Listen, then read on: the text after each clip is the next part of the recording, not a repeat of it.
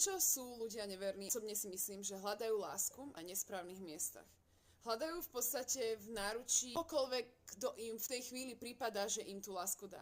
Ale čo si neuvedomujem? Ja som si to uvedomila, až keď som naozaj sa priblížila k Bohu.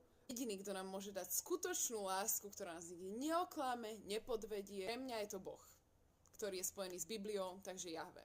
Všetkých stvoril. Tomu ja verím. Čomu veríš ty? To je úplne na tebe. Až keď som si ja postavila na prvú priečku Boha a hneď po Bohu je môj manžel, môj syn, vtedy som si uvedomila, že som kompletne naplnená. Budem hľadať lásku non-stop u človeka, ktorý sa riadi pocitmi, hej.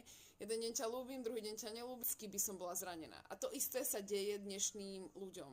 Ak hľadáš lásku na nesprávnych miestach, tak áno, bohužiaľ veľakrát ľudia začnú byť neverní. On sa zraňujú navzájom, pretože zranený človek nedokáže dať niekomu dokonalú lásku. To dokáže iba Boh.